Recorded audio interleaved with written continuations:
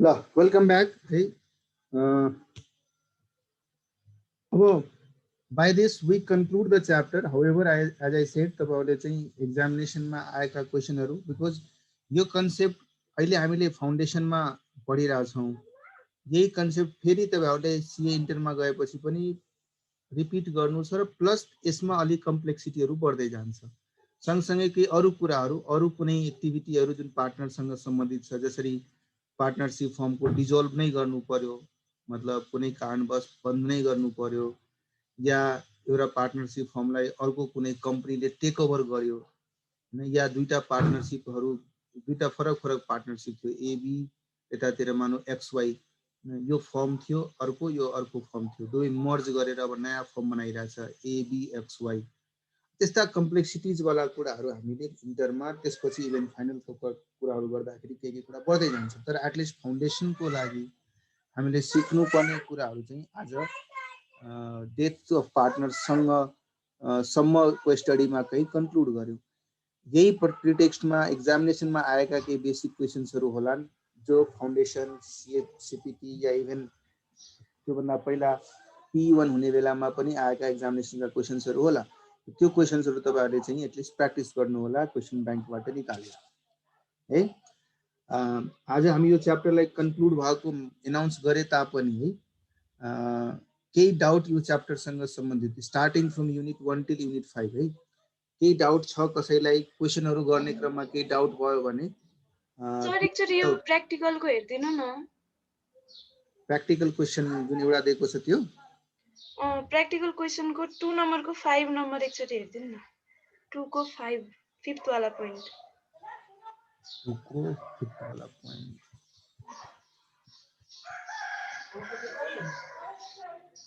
Practical question number 1 मा हैन 2 मा सर।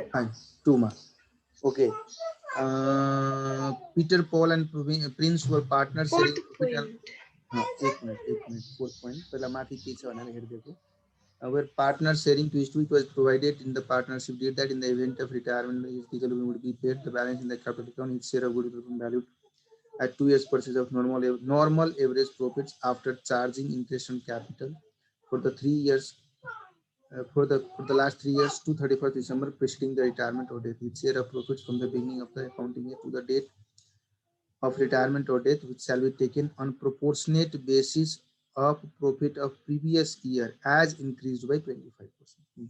याद गर्नुस् मैले भने थिएँ नि ग्रोइङ ट्रेन्ड रहन्छ भने पास्ट इयर को रेफरेन्समा त हामी प्रॉफिट क्याल्कुलेट गर्छौं, तर त्यसमा पनि केही ग्रोथ यदि पास्ट को ट्रेन्डले भनिरहेछ भने त ग्रोथ पनि अप्लाई गर्छौं।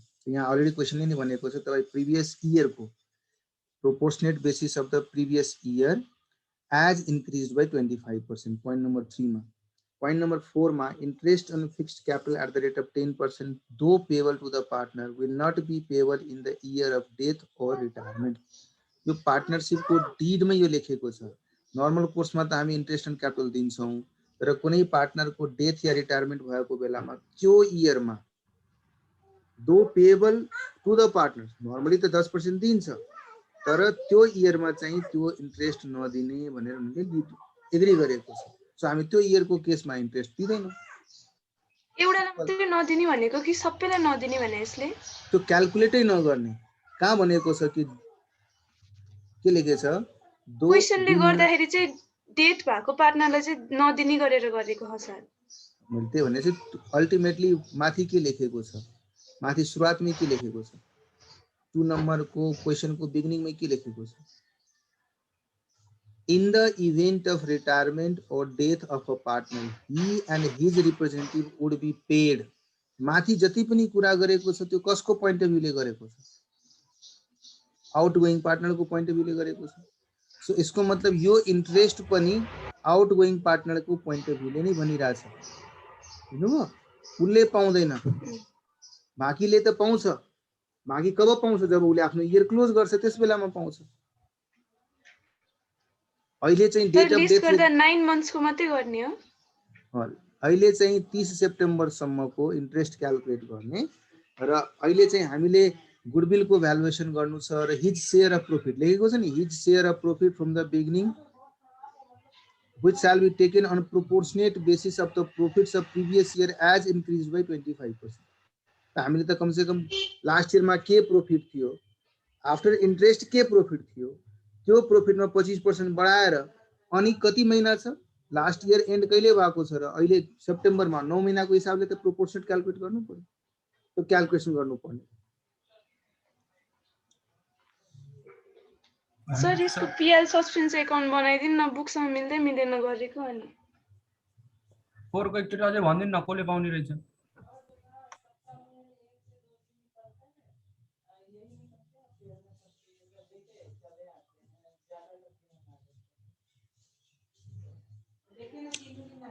पोइन्ट नम्बर 4 मा के भनेको छ, पहिला पोइन्ट नम्बर 4 को बिगिनिङ पोइन्टबाट नै सुरु गर्नुस् न। त्यहाँ क्लियरली भनेको छ कि डेथ को केसमा र रिटायरमेन्ट को केसमा उसले के पाउँछ त्यो कुराहरु भनेको छ है। यसको मतलब इन्ट्रेस्ट नपाउने जुन कुरा गरिरहेछ त्यो कसको point of भ्यूले भनिरहेछ, retiring पार्टनरको point of भ्यूले भनिरहेछ।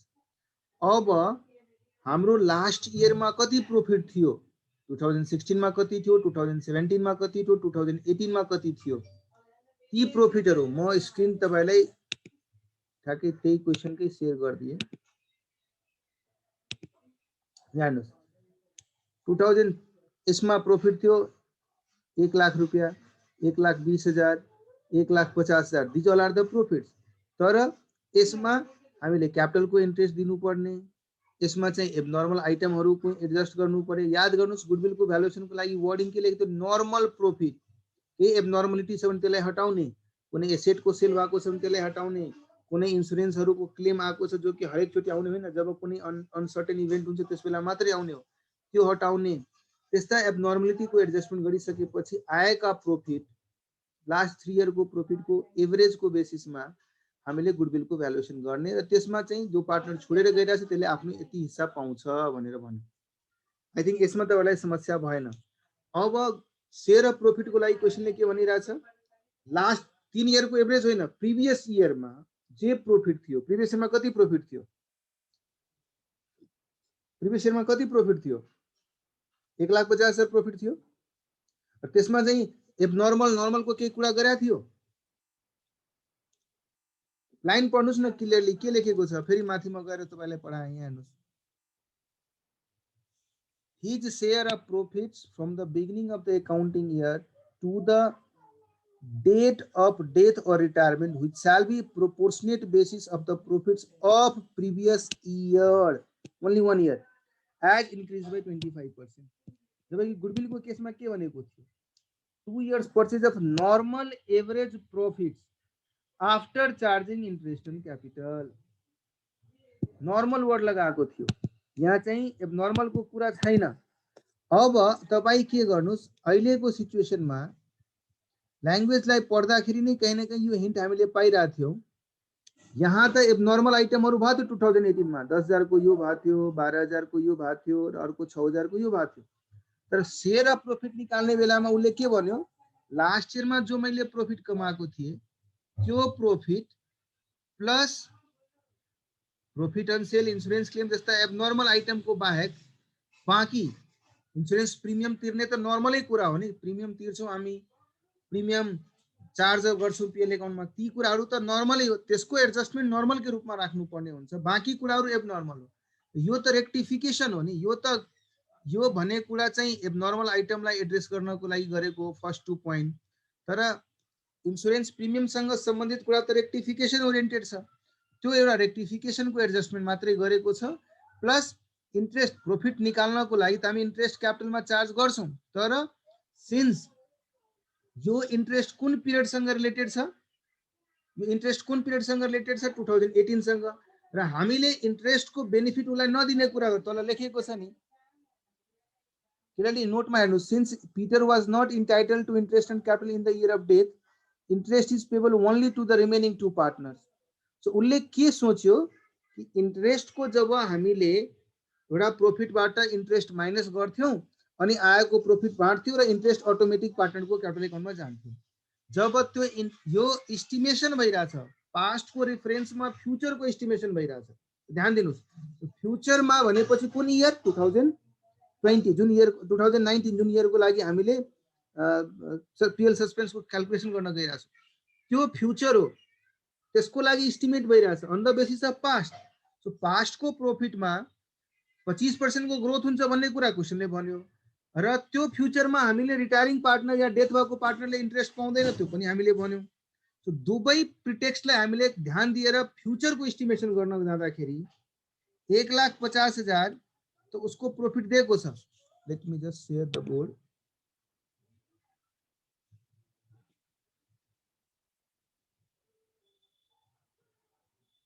Estimated profit for year 2019, right?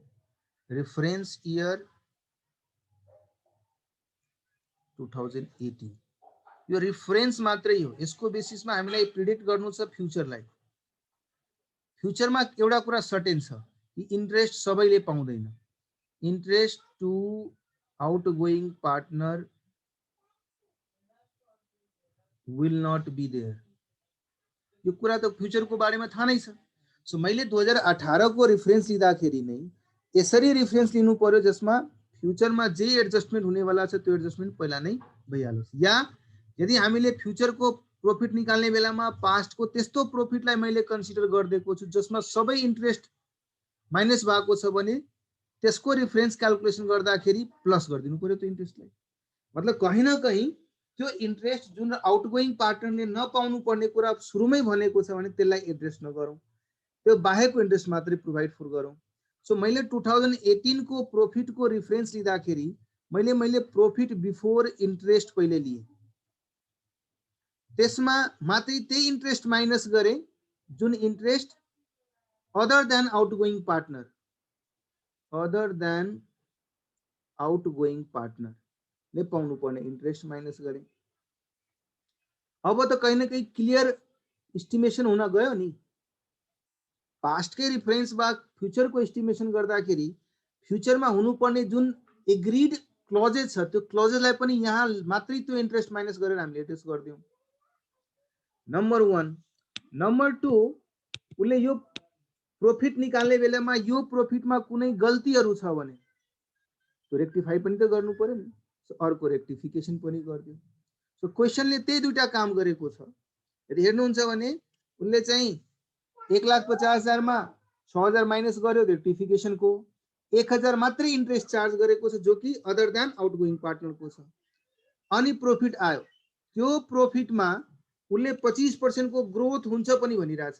म यदि अमाउन्टको रूपमा लेख्ने हो भने दिस वाज 1,50,000, इन्ट्रेस्ट मात्रै 1,000 पाउँछ, only 1,000। why? because आउटगोइङ पार्टनरले पाउँदैन।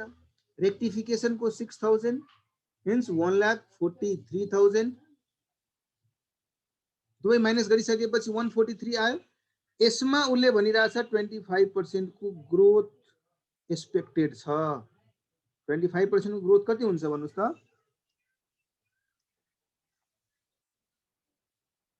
35,750। इसको मतलब एस्टिमेटेड प्रॉफिट फॉर ईयर 20,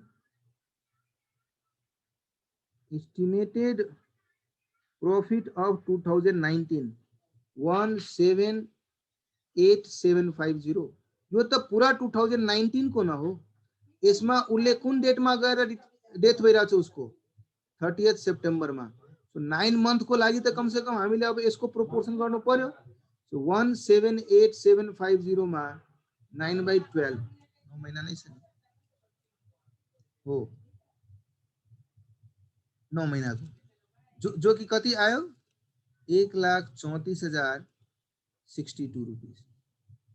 यसमा डिसीज्ड पार्टनर को शेयर कति छ?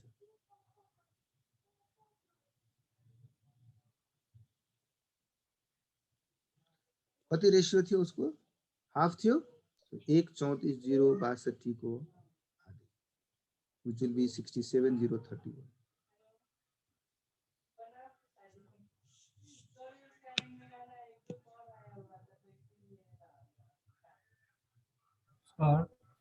हजुर यहाँ इन्ट्रेस्ट के 9 महिनालाई दिन पर्दैन र उसले अटोमेटिक यहाँ यो अमाउन्ट मेरो 9 महीना को हो कि यो अमाउन्ट मेरो 12 महीना को?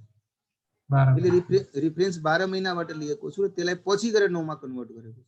तपाई सबै काम सुरुदेखि नै 9 महिनाको लिएर गर्नु अनि तपाईले भनेको कुरा म मान्थे सबै थोक 9 महिनाको भएको भए के हुन्थ्यो 1,50,000 को पनि 9 महिनाको प्रॉफिट लिन्थे 1,000 मा पनि 9 महिनाकै लिन्थे रेक्टिफिकेसन को इम्प्याक्ट जुन छ त्यो पनि 9 महिनाकै लिन्थे अनि अमाउन्ट आउँथ्यो त्यसमा सिधा म 25% जोड दिन्थे त्यो पनि अमाउन्टै आउँथ्यो हामीले पहिला एनुअल अमाउन्ट निकाल्यौं जो कि 1,68,750 आयो र यहाँ सिधा 9 मा कन्भर्ट गर्यो यहाँ 9 मा नगर्ने हो यहाँ अटोमेटिक 9 मा कन्भर्ट भइरहेछ क्लियर छ यस सर जहिले पनि गुडविल जहिले पनि आफ्टर इन्ट्रेस्ट एन्ड क्यापिटल हो नर्मली गुडविल को भ्यालुएसन गर्दाखेरि प्रॉफिट है मैले गुडविल याद गर्नुस् गुडविल को बेसिक डेफिनेसन नबिर्सनुस् एडिशनल मैले गर्ने प्रॉफिट फ्युचर मा पाउने इकोनोमिक बेनिफिट लाई हामीले गुडविल भन्ने गर्छौं मैले पुँजी लगाएको छु यो पुँजी त मैले जहाँ लगाए पनि ब्याज पाइ नै हाल्छु नि पाउँछु कि पाउँदैन त यो पुँजी चार्ज पुँजी लगाएको ब्याज पाउँछु नर्मल बिजनेसमा कमाउनु पर्ने रिटर्न पनि पाउँछु त्यस बाहेक पनि केही पाइरहेको छु भने मेरो त्यो मेरो लागि नर्मल हो सरी एडिशनल हो त्यो एडिशनल मेरो गुडविलको कुरा क्वेशनले प्राय कसरी गुडविललाई भ्यालुएट गर्ने गुडविलको भ्यालुएसन गर्दाखेरि के तरिका अपनाउने यो भन्ने कुरा युनिभर्सल एउटै अप्रोचबाट जाने होइन मैले बारम्बार भने गुडविलको कम्पेन्सेसन दिने र लिने व्यक्तिको आपसी सहमतिमा डिटरमाइन गर्छ यदि उनीहरूले होइन म त लास्ट इयर को प्रॉफिट जे जति छ विदाउट मेकिङ एनी एडजस्टमेन्ट त्यसैको 2 गुना हामी गुडविल मानिहाल्छु भनेर मानिहाल्यो भने त्यही गर्नु पर्यो हामीले किन दिमाग लगाउनु पर्यो जहिले पनि अस्ति पेट्रोल पम्पको हामीले एक्जाम्पल लिएको थियौं पेट्रोल पम्पमा के भयो के उहाँहरूले दिमाग लगाउनु पर्यो त्यो के भ्यालुएसन गर्यो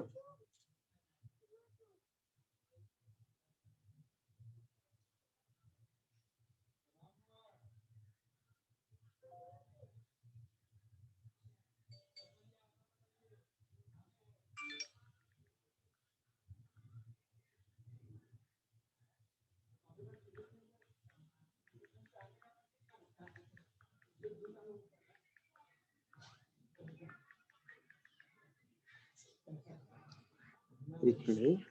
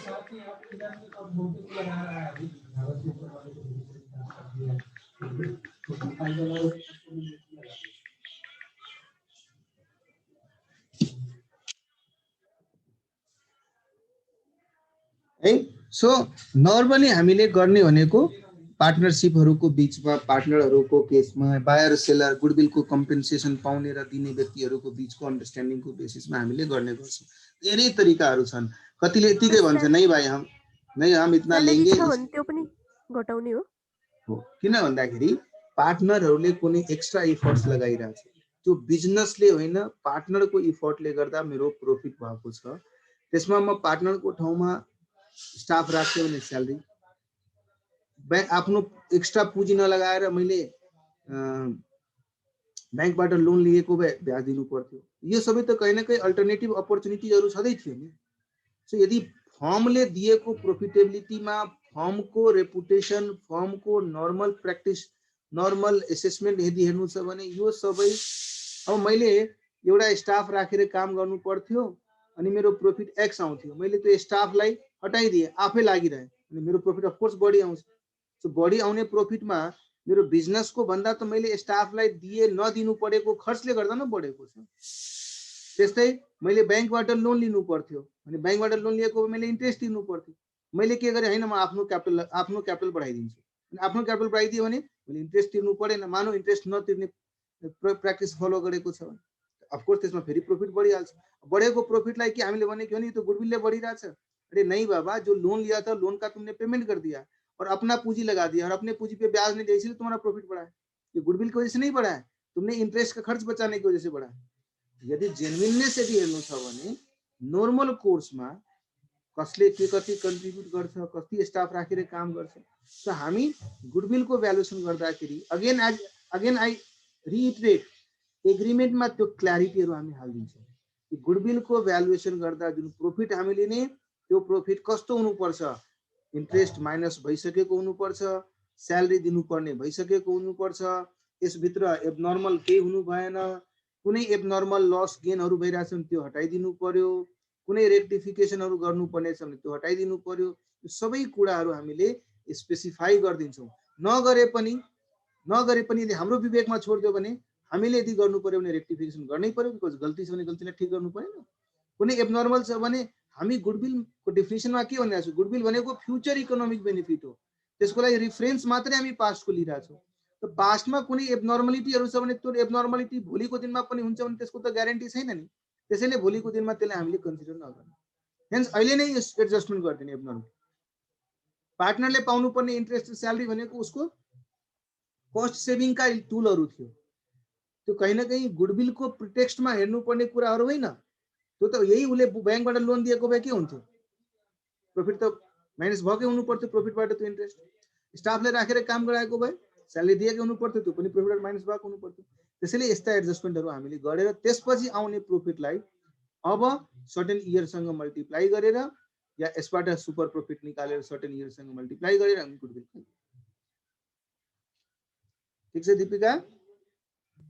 यस सर। सर अनि एउटा एमटीपी को क्वेशन सोध्नु थियो, त्यो चाहिँ कसरी सोध्ने? एमटीपी भनेपछि मक टेस्ट पेपर। ए बरु त्यो क्वेशनको स्क्रिनशट राखेर मलाई व्हाट्सएपमा पठाउनु न, त्यसपछि त्यसमा कुन पोइन्टमा डाउट छ त्यो पोइन्ट लेख्नु होला। म फ्री भएको बेलामा म रिस्पोन्ड गर्दिन्छु। अफिसको कामहरु गरिरहन्छु घरबाट, त्यो पछिको टाइममा maybe if I get a time break around 2 to 2:30 त्यो बेलामा म रिस्पोन्ड गर्छु। हुन्छ? Excuse me sir. हुन्छ सर। हजुर।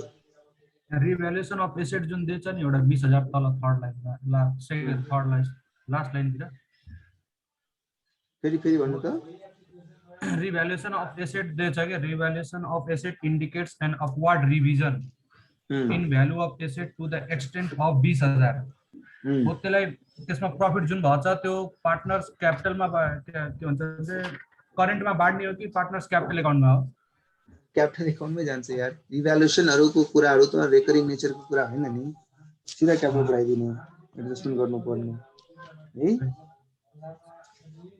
ल अब हामीसँग इफेक्टिवली छ 15 मिनट। सो क्या किया जाए बताओ, कौन सा चैप्टर आप लोग का बचा? हजुर हजुर। तपाईसँग त्यो एभरेज ड्यू डेट को पीडीएफ गराउनु हुन्छ त, नोट्सहरु जस्तो त्यस्तो छैन पार्टनरशिपको? मसँग छ, मैले चाहिँ ये इन्टर आईपीसीसी मा पढाउँदाखेरिको नोट्स छ मसँग। त्यो अलि एडभान्स लेभलको क्वेशन्सहरु छन्। मैले चाहिँ पहिला पनि तपाईलाई भनेको थिएँ, मैले फाउन्डेसनमा खासै क्लास लिने गर्थेन पहिला, म चाहिँ इन्टर क्यास्टनहरुको लागि नोट बनाएको छु। तर बुक्स यस्तो क्वेशनहरु पर्याप्त पाउनलाई एक्चुअली म आफ्नो पुरानो 2009 2010 तिरको हेर्छु, मसँग कुनै क्वेशन ब्याङ्कहरु पायो भने सर्च गरिदिन्छु। अहिले तपाईहरुले बढी दिमाग लाउनु छैन है, स्टडी मेटेरियल भागमा भएको सबै क्वेशन्सहरु तपाईले एकदम लजिकली क्लियर भयो। त्यसपछि तपाई पास्ट इयर का कम्पेन्डियम अफ क्वेशन्स दिएको छ कि क्वेशन ब्याङ्क छ, इन्स्टिट्युटकै छ। त्यसमा फाउन्डेसन को लागि नभए पनि सीपीटी को लागि या P1 को लागि बनाएका क्वेशनहरुको पुरै क्वेशन ब्याङ्क नै छ, त्यो डाउनलोड गर्नुस्। त्यसमा क्वेशन पनि छ, आन्सर्सहरु पनि छ, त्यो गर्ने गर्नुस्। फाउन्डेसन लेभलका क्वेशन्सहरु, एक्जाममा आएका क्वेशन्सहरु, यति ठूलो हिस्ट्री छ नि सीए इन्स्टिट्युटको। 1949 मा एस्टाब्लिश भएको इन्स्टिट्युट हो यो। कति लामो हिस्ट्री छ यो क्वेशन इन्स्टिट्युटसँग। यति न क्वेशन छ, भेराइटीको क्वेशन्सहरु छ। यो मात्रै क्वेशन ब्याङ्क नै गर्यो भने त्यो सफिसिएन्ट छ। क्वेशन बैंक नै गर्यो भने सफिसिएन्ट छ। ती क्वेशन बैंकलाई नै तोडमतोड गरेर डिफ्रेन्ट बुक्सहरुमा राखिएको छ। त्यसैले बढी चाहिँ बढी नै क्वेशन फरक नै क्वेशन खोज्न जानुभयो भने धेरै ठाउँबाट कमन क्वेशनहरु पाउनुहुन्छ। सेम क्वेशन अर्को बुकमा पनि यो बुकमा पनि पाउनुहुन्छ। पहिला त्यो गर्नुस्, त्यसपछि पनि कसैलाई केही यस्तो भयो भने कन्फिडेन्स आएन भने अझै क्वेशन गर्ने मन रहर लाग्यो भने मलाई 1-to-1 मेसेज गर्नु। म खोज्नु पर्छ, पुरानो आर्काइभमा म खोज्नु पर्छ, त्यो फाइल खोजेर त्यसपछि भेटायो भने म शेयर गर्नु। अब भन्नुस्,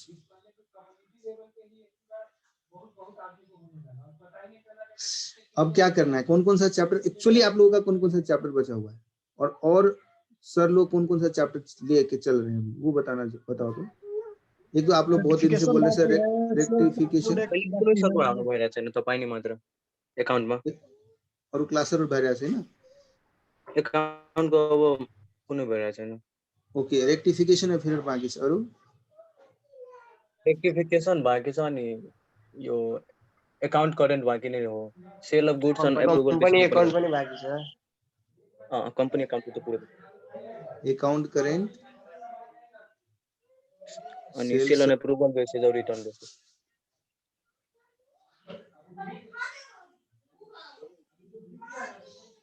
अनि कम्पनी एकाउन्ट पनि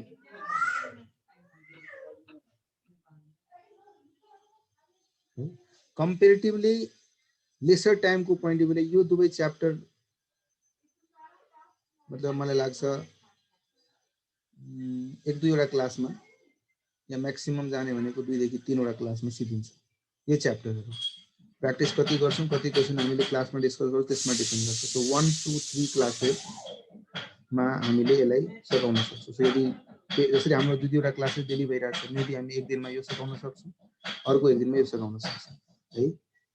त्यति खासै डिफिकल्ट च्याप्टर पनि छैन, कन्सेप्ट पनि सिम्पल छ, मात्रै म्याथमेटिक क्याल्कुलेसन छ, त्यति मात्रै हामीले डिस्कस गर्नु छ दुवैमा। त्यसपछि टाइम अलि बढी लिने भनेको यो हो। त्यसपछि maybe rectification of errors will take around सबै प्र्याक्टिसहरु गरेर गर्ने हो भने 4-5 क्लास। सो म्याक्सिमम 2 देखि 3 डेजमा हामी यसलाई सकाउन सक्छौं है। तो तपाईं यसरी लिनुस्, यदि पेयर क्लासको पॉइन्ट अफ भ्यूले गर्छौं भने एक दिन यसको लागि, एक दिन यसको लागि र मैक्सिमम 3 दिन। तो 5 दिनमा मानौ यो 5 डेज अफ 2 क्लासेस इचमा हामीले यो 3 वटा च्याप्टर गर्न सक्छौं। कम्पनीज एकाउन्टमा नयाँ केही छैन जुन तपाईहरुले 11-12 मा जुन साइन्स स्ट्रीममा छैन, जुन म्यानेजमेन्ट र कमर्सबाट आएको साथीहरुको लागि मोरलेस त्यही कुराहरु छन् जो कि हामीले पढ्याएको थियो। मात्रै नेपालमा पढ्दा हामीले नेपालको कम्पनीज एक्टको कन्टेक्स्टमा पढेका थियौं, यहाँ चाहिँ इन्डियन कम्पनीज एक्टको हिसाबले पढ्नु पर्ने हुन्छ। धेरै कुराहरु मैक्सिमम कुराहरु सेम छ। हाउएभर केही कहीं कुनै ठाउँमा अलिकता अन्तर छ, एकदम माइन्युट सा अन्तरहरु छन्। त्यसले गर्दा 12 मा पढेकाहरु साथीहरुले पनि खासै त हैन, अलिकता डिफरेन्स भेटाउन सक्नुहुन्छ। त्यति मात्रै डिफरेन्स छ। प्राय कम्पनीज एक्टमा हामीले शेयर र डिभेन्चरको इस्यु कसरी गर्ने, त्यसलाई रिडिम कसरी गर्ने, टाइम बढी लाग्छ। यो कति टाइम लाग्छ भन्ने कुरा चाहिँ क्लासको अन्डरस्ट्यान्डिङको पेसमा डिपेन्ड गर्छ। यसमा त मैले भने यो भन्दा बढी टाइम लाग्दैन चाहे जेसुकै भए पनि। यहाँ क्लासको अन्डरस्ट्यान्डिङको पेस चाहिँ मा डिपेन्ड गर्छ र आई मस्ट से कि तपाईहरुको क्लासको अन्डरस्ट्यान्डिङको पेस राम्रो छ। त्यसैले हामी ट्राई गर्न सक्छौं लगभग 5-6 वटा डे 5-6 दिनमा 2 वटा क्लास गरेर कम्प्लिट गर्ने। सो तपाईहरु मोटामोटी यो लिएर हेर्नुस्, नेक्स्ट 12 दिनसम्ममा हामी यो सिकाउन सक्छौं। आज चाहिँ 19 मई छ। सो पुरै मईमा यदि 2 वटा क्लासेस मात्र लियो भने हामी मई भित्रमा यो सबै च्याप्टर कम्प्लिट गर्न सक्छौं। इन केस जुनमा एक्जामिनेसन छ, त्यो त मलाई पूर्ण विश्वास छ कि हुँदैन। अहिले अनाउन्समेन्ट साथ भएको छैन कि भइसक्यो? भएको छ कि छैन अहिले एक्जामिनेसनको अनाउन्समेन्ट? भएको छैन सर, एक्जाम हुन्छ भन्दै छ तर हैन। एक्जामिनेसनको अनाउन्स पहिलादेखि डेट थाहा थियो र कुन डेटमा हुन्छ? अब आज 19 मई छ, सुन ना 19 मई है, अभी तक एग्जामिनेशन का डेट अनाउंस नहीं हुआ। एग्जामिनेशन फॉर्म ए भइसक्यो त सर। ए त्यो त भइसक्यो 24 त्यो जुन 24th of June. Okay, date अहिले एनाउन्स भइसकेको छ, एक्जामिनेसन फर्महरु ओपन भइसक्यो, भरि पनि सक्यो। सब भरेर सबै भइसक्यो सर। ओके, सो तर पनि हामीलाई ल ठीक छ, त्यस्तो भए इन केस भयो भने पनि तपाई 1 जुन देखि सबै कोर्सेस कम्प्लिट भइसकेको अवस्थामा बस्नु पर्यो। एकाउन्ट लगायत अरु पनि सबै कम्प्लिट भइसकेको अवस्थामा बस्नु पर्यो। बरु यसपालि सैटरडे को पनि क्लास राख्दिउँला ताकि यो च्याप्टरहरु चाँडै कम्प्लिट भइहालोस् है। हुन्छ भने सैटरडे को दुईटाको ठाउँमा तीनटा क्लासेस राख्दिउँला, जसरी पनि यसलाई कम्प्लिट गर्नु पर्यो तपाईले by end of May, so that June को 24 डेज तपाईहरुको लागि एकदम एक्जामिनेसन फोकस भएर तयारी। अहिलेदेखि नै होप नगर्नुस् कि एक्जामिनेसन पोस्टपोन हुन्छ भनेर, चान्सेस छ पोस्टपोन हुने, तर त्यसैमा निर्भर भएर नबस्नुस्। इन केस भएन भने के गर्नु? अब यस्तो छ कि इन्डियन बोर्ड छ, उले एक्जामिनेसन सेन्टर काठमाडौँ राखेको छ। अब काठमाडौँमा नेपालले नै त्यो एक्जामिनेसन कन्डक्ट गर्न दिएन भने इन्डियन बोर्डले कसरी गर्छ? इन्डियन एम्बेसीमा बोलाउँछ, भन्छ कि म आफ्नो एम्बेसीमा एक्जाम लिन्छु। यसमा पनि नेपाल सरकारसँग सहमति लिएर गर्नु पर्यो। कहीं न कहीं अलिअलि कम्प्लेक्सिटिजहरु त छ, बिकज नेपालको सरकारले पनि परमिसन दिनु पर्यो एक्जामिनेसनहरु चालू गर्ने कि नगर्ने, फेस टु फेस गर्ने कि नगर्ने भन्ने कुराहरु आउन सक्छ। सो उनीहरुले पनि सर पुरै स्टेटहरु क्लियर हुनु पर्यो नि, सबै स्टेटहरु अहिले धेरै जस्तो स्टेट बन्दै छ अहिले। सबैले मे सम्म, मे एन्ड सम्म सबैले लकडाउन अलमोस्ट एक्सटेन्ड गरिसक्यो। अब केसेसहरु अलिअलि डिक्लाइनिङ ट्रेन्डमा छ, तर डेथ चाहिँ अहिले पनि अलि अलार्मिङ स्टेजमा छ कि केस कम आए पनि डेथ बढी भइरहेछ, 4200 300 जति काउन्ट भइरहेछ। अनि यसपालि चाहिँ गभर्नमेन्टले रियलाइज गर्यो, पहिला चाहिँ कम्युनिटी लेभलमा इन्फेक्सन भएको थिएन अनि लकडाउनहरु अनाउन्स गर्यो। यसपालि अब कम्युनिटी लेभलमा भइसकेको हुनाले स्प्रेडलाई चाहिँ कन्टेन गर्ने भनेको कम्प्लिट लकडाउनबाट नै, जुन घरमा लाग्यो त्यही घरमा बसाउनु पर्यो, भाइरसलाई त्यही मार्नु पर्यो। सो कुनै स्टेटले गर्ला कुनै स्टेटले नगर्ला, त्यसमा चाहिँ इन्स्टिट्युटले चाहिँ फेरि आफ्नो अब्जेक्टिभ पूरा गर्न सक्दैन। So they have to go as per the consensus of all respective states. And in case of center in Kathmandu, with the consent of Kathmandu, दुबईमा पनि हुन्छ प्यारेलली एक्जामिनेसन, त्यहाँ पनि त्यहाँ त खैर लकडाउन छैन, त्यहाँ त मजाले सबै मान्छेहरु रमजानहरु मनाइरहेको थियो, के गरिरहेको सबै खाली छ त्यहाँ, मजाले त्यहाँ मान्छेहरु, त्यहाँ केस छैन, त्यहाँ राम्ररी तिनीहरुले म्यानेज गरेको छ अहिलेसम्म, धेरै जस्तो सिटिजनलाई भ्याक्सिन पनि दिइसकेको छ। सो तर पनि भन्छ नि वर्स्ट को लागि हामीले तयारी गर्नु पर्यो। इभन इफ यदि क्यान्सल भएन या पोस्टपोन भएन एक्जामिनेसन भने त्यसको लागि हामी तयारी गर्नु पर्यो। त्यो तयारीको लागि तपाई by end of May you should be completing all of these है, we should be completing all of these र गोइङ यदि एक्जामिनेसन भएन भने पनि हामीले पहिला नै तयारी गरेको हुन्छौँ भने फर्दर रिभिजनहरुको मौका पाइहाल्छ। यो बीचमा के गर्ने त? अब नर्मली तपाईहरुको कन्फिडेन्स लेभल को टेस्ट गर्ने टाइम हो 1 जुन देखि लिएर 23 जुन सम्म। सो जुन साथीहरुको प्रिपरेसन भइसकेको छ, मोर देन 80% भइसकेको छ, 20% भन्ने कुरा त लास्ट मोमेन्टसम्म मान्छेले केहीले गरि नै रहन्छ। तपाईहरु के गर्नुस्, daily 1 day 3 hours as if you are giving examination, exam को मक प्र्याक्टिस गर्नुस् घरमा।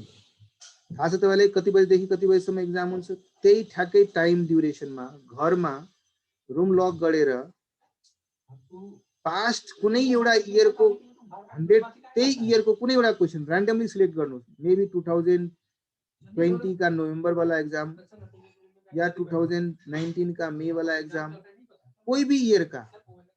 और ये नहीं तो P1 का, फाउंडेशन और P1 में अंतर नहीं है, सारा चीज सेम है। P1 का या उससे पहले का फाउंडेशन का कोई भी प्रीवियस ईयर का कोई एक ईयर का क्वेश्चन ले लो, साइट पे सब उपलब्ध है। और उसी एग्जामिनेशन का जो नॉर्मल टाइम ड्यूरेशन है, उसी ड्यूरेशन में उस सारे क्वेश्चन को 3 आवर्स के अंदर सोल्व करने का प्रयास करो। सारे क्वेश्चन का, कभी कभी मल्टीपल चॉइस होता है ना, 120 मार्क्स का या 140 मार्क्स का क्वेश्चन होता है, और उस क्वेश्चंस में से हमें 100 मार्क्स का सिलेक्ट करके मल्टीपल मतलब चॉइस का क्वेश्चन, ऑप्शनल क्वेश्चन सब होता है ना, उससे 100 मार्क्स का सोल्व करना पड़ता है। कुछ कुछ सब्जेक्ट में सिर्फ 100 मार्क्स का ही क्वेश्चन होगा, अटेम्प्ट ऑल क्वेश्चन दिया होगा। मैं क्या कहता हूँ, 3 घंटे में जितने भी क्वेश्चंस दिए हुए हैं ना, चाहे वो 140 मार्क्स का क्यों ना हो, हम प्रैक्टिस करते समय ऐसे करते थे, सारे क्वेश्चंस 3 घंटे के अंदर करने का काम करते थे। इससे क्या एक्स्ट्रा कॉन्फिडेंस मिलता था, अगर मैं 140 मार्क्स का क्वेश्चन 103 घंटे में कर सकता हूँ, तो इसका सीधा सीधा मतलब है भाई 3 घंटे में 100 मार्क्स का करने के लिए मेरे पास सफिशिएंट टाइम रहेगा एग्जामिनेशन हॉल में। वो कॉन्फिडेंस एक एक्स्ट्रा बूस्ट होता है। तो डेली एक एक क्वेश्चन अगर करते हो, और मतलब मानो 1 जून से लेके 23 जून तक 23 डेज आपके पास है, आपको रिमेनिंग कुछ जो कंप्लीट नहीं है, मैंने बोला था ना 80% से ज्यादा जिसको कंप्लीट हो गया उसके लिए 20% तो अभी कंप्लीट करना है ना, तो या किसी को रिवीजन करना है, हो चुका है उसको भी रिवाइज करना है, तो आप डेली 3 घंटे का टाइम तो मॉक के लिए निकालो। और बाकी जो आप अगर 12 घंटा पढ़ते हो तो 9 घंटा आपके पास रिमेनिंग रहेगा, 15 घंटा पढ़ते तो आपके पास 12 घंटा रिमेनिंग है। इसमें जो भी चीज आपको यहाँ पे कमी कमजोरी लग रहा था या जो रिवाइज करना पड़ रहा था, वो सब चीज के लिए आप बाकी घंटा यूटिलाइज करो। और दूसरा चीज, इसी 9 या 12 घंटे में से maybe 1 hour to 45 minutes आपने जो ये मॉक टेस्ट दे के जो आंसर्स लिखा है ना, वो आंसर्स को कंपेयर करो सजेस्टेड आंसर्स से। इंस्टीट्यूट ने क्वेश्चन बैंक के साथ सजेस्टेड आंसर भी दिया है, और चेक करो कि जो मैंने लिखा है वो जो सजेस्टेड आंसर में बोला उसमें कहीं कुछ गैप तो नहीं है। ये गैप अगर है तो उसी समय आपको करेक्ट करने के लिए अंडरस्टैंडिंग डेवलप हो जाएगा, ताकि नेक्स्ट डे जब फिर मॉक दोगे तो उसको करेक्ट कर पाओगे। अब रहा बात, आपके पास टोटल 4 सब्जेक्ट है ना? कतिवटा सब्जेक्ट छ तपाईहरुसँग? 4 वटा 4 वटा छ। तपाईसँग कति दिन छ? 23 डेज। मानौ 24 डेज छ, तपाई मईको 31 देखि नै सुरु गरिहाल्नु हो भने त मैले सबै सब्जेक्टको लागि यो काम गर्नु छ, मात्रै मेरो एकाउन्ट सब्जेक्टको लागि मात्रै होइन बनिरहेको छु म, सबैको लागि गर्नु। सबैको लागि गर्दाखेरि के भयो त, एउटा सब्जेक्टको 4 वटा पेपर तपाई गर्न सक्नु, 6 वटा पेपर सरी 6 into 4। सो सबै सब्जेक्टको तपाई कम से कम 6 वटा यस्तो क्वेशन पेपर उठाउनुस् र 6 दिन अल्टरनेट डेजमा गर्नुस्। आज एकाउन्टको गरे, फेरि भोलि अर्को सब्जेक्टको, फेरि अर्को सब्जेक्टको, फेरि अर्को सब्जेक्टको, फेरि 5औं दिनमा फेरि एकाउन्ट उठायो। यसरी गरेर अल्टरनेट रोटेसनमा तपाई डेली 24 दिनसम्म एउटा एउटा एक्जाम घरमा दिएर बस्नुस् र त्यो गरिसकेपछि त्यसलाई टेस्ट पनि गर्नु, चेक पनि गर्नुस्, कम्पेयर पनि गर्नुस्। बिलिभ मी, मैले नोभेम्बरमा एक्जाम दिनु थियो, अक्टोबरको 1 देखि नै, अक्टोबर भन्दा पहिला जे जति गर्नुपर्ने थियो मैले गरिसकेको थिएँ। अक्टोबरको पछि त मैले इभेन हैन एकदम त्यो बेला क्रिकेट म्याच पनि चलिरहेको थियो, क्रिकेट म्याचमा यति इन्गेज भइहाले थिएँ, म्याच सुन्थे, तर एउटा काम जरुर गर्थेँ मैले, यही एउटा क्वेशन 3 घण्टाको लागि लिएर बस्यो, सल्भ गर्यो, कम्पेयर गर्यो, त्यति कम से कम त्यति गर्थेँ। त्योभन्दा पहिला नै मैले सबै रिभाइज गरिसकेँ। अब जब कंपेयर गर्ने क्रममा कहीं मैले मिस गरेको छु भने इमिडिएटली करेक्ट गरिहाल्थे कि अच्छा यहाँ मैले गल्ती गरेको छु, यो त यसरी हुनु पर्थ्यो भन्ने कुराको सेल्फ असेसमेन्ट भइहाल्छ। That is what I suggest you, not only for account for but do for all other papers. 6 का 4 का चारै पेपरको लागि यो घरमा गर्नुस्। क्लियर छ? सो भोलि हामी जब अर्को क्लास गर्छौं, what I suggest to all of you कि गो एंड रीड ऑर्डर में जुनसुकै गरे नहीं हुन्छ। अकाउंट करेंट के लिए पिछली बार कुछ लोग झगड़ा कर रहा था कि सर पार्टनरशिप नहीं अकाउंट करेंट करा दो, तो मैं कल यही करूंगा, अकाउंट करेंट कराऊंगा। आप लोग इस चैप्टर को बस थोड़ा सा पढ़ के आएंगे, थोड़ा सा इतना सा पढ़ के आएंगे, हम उसके ऊपर इसको कंसेप्ट को बिल्डअप करेंगे। ठीक है, आज के लिए इतना रखे फिर। Sir thank you. Okay, take care, stay safe, stay at home, bye.